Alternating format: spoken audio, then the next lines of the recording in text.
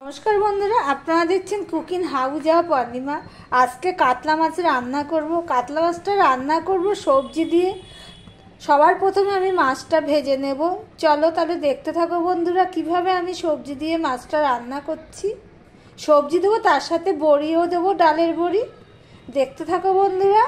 देखो बंधुरा माछगुलो आमी ठीक এইভাবে ভেজে নিয়েছি, সেটা আর দেখালাম না, ভিডিওটা অনেকটা বড় হয়ে যাবে বলে। আর এখানে আমি দেখো সবজি কেটে নিয়েছি, আলু নিয়ে নিয়েছি, ছিম নিয়ে নিয়েছি, পেঁয়াজ, টমেটো আর দুটো লঙ্কা নিয়ে নিয়েছি, কাঁচা লঙ্কা। মাছ ভাজার তেলের মধ্যে আমি আরেকটু তেল দিয়ে দিয়েছি, দিয়ে একটু নুন দিয়ে দিলাম। এখানে দেখো আমি ডালের বড়ি নিয়ে নিয়েছি, কলাইয়ের ডালের বড়ি। এবার বড়িগুলো আমি ভেজে নেব। ভিডিওটা স্কিপ করো না, আর দেখার শুরুতে একটা লাইক দিয়ে কন্টিনিউ করো বন্ধুরা প্লিজ। দেখো বড়িগুলো ভাজা হয়ে গেছে, এবার আমি তুলে নিচ্ছি।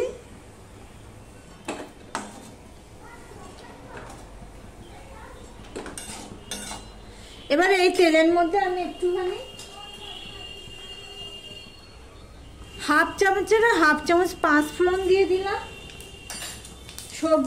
সবজির মাছের ঝোল করলে তাতে যদি 5 ফোড়ন দেওয়া যায় তাহলে স্বাদটা আরো বেড়ে যায়। দেখো 5 ফোড়নটা ফোড়ন হয়ে গেছে, এবার আমি দিয়ে দিচ্ছি যে কেটে রাখা পেঁয়াজগুলো।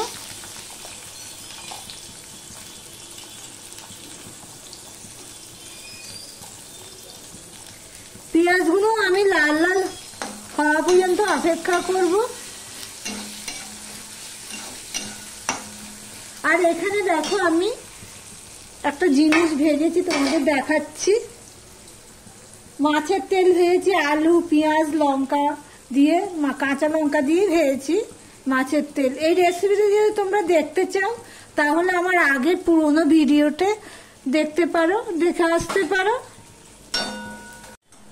দেখো পেঁয়াজটা বাদামি কালার হয়ে গেছে, এবার এই পর্যায়ে আমি আলুটা দিয়ে দিচ্ছি, কেটে রাখা আলুটা। এটা নতুন আলু, তাই জন্য পুরো খোসাটা ওঠেনি। এবার আলুটা দিয়েও আমি ভেজে নেব। দেখো আলুটা কিছুটা ভাজা হয়ে গেছে, এবার আমি একটু নুন দিয়ে দিলাম।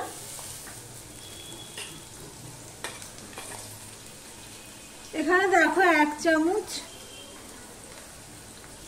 আর হাফ চামচ আদা পেস্ট দিয়ে দিলাম, আর দিয়ে দিলাম কেটে রাখা টমেটো টুকু।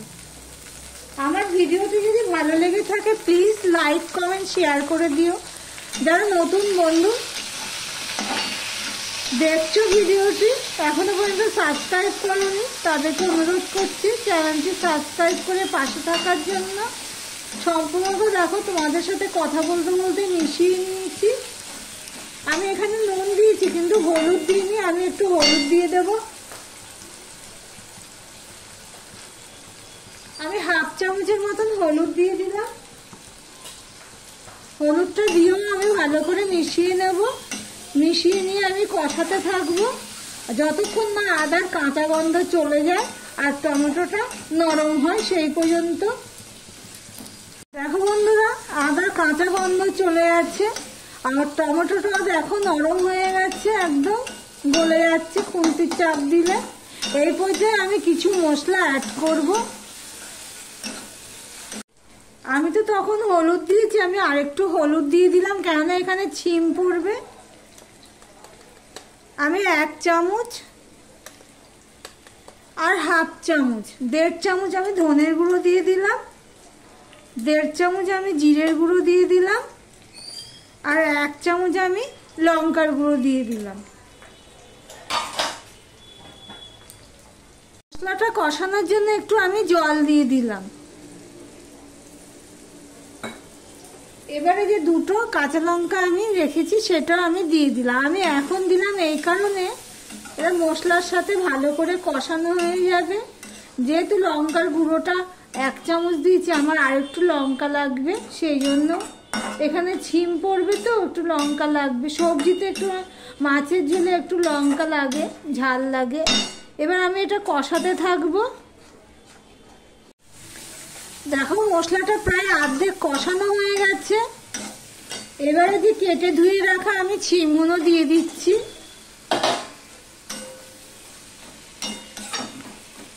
এবার ঢাকা দিয়ে দিলাম।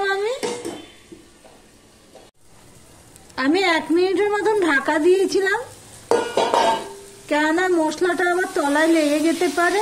তখন তো আমি শিমটা উপরে দিয়ে দিয়েছিলাম। এবার শিমটা আমি সম্পূর্ণ আলু মশলার সাথে মিশিয়ে নিচ্ছি। দেখো বন্ধুরা,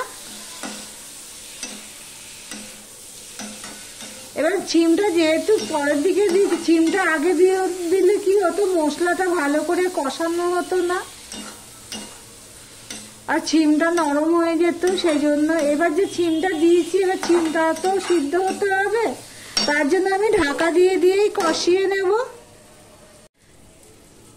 দেখো বন্ধুরা, আমি ঢাকা দিয়েই মশলাটা কষিয়ে নিয়েছি, শিমটাও কষিয়ে নিয়েছি। কড়াইয়ের গায়ের থেকে দেখো তেল ছেড়ে দিয়েছে। আমি তো এটা মিডিয়াম টু লোতেই দিয়েই কষিয়ে নিয়েছি। আমি সবসময় রান্না কষানোটা কিন্তু খুব ভালো করে করতে হবে, তাহলেই স্বাদ হবে। এবার আমি জল দিয়ে দিলাম।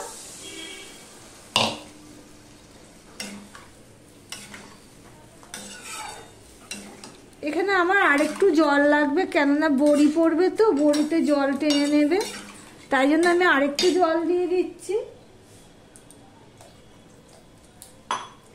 এবার ঝোলটা ফুটে ওঠার জন্য অপেক্ষা করব। আমি ঢাকা দিয়েই দেবো, কেননা শিমটা একটু শক্ত আছে, সেই জন্যই আমি ঢাকা দিয়ে দিলাম।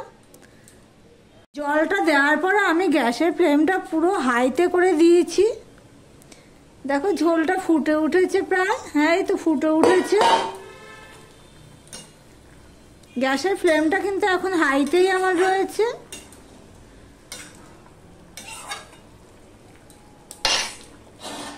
এবার এর মধ্যে যে ভেজে রাখা বড়ি এবং মাছ আমি দিয়ে দেবো এক এক করে।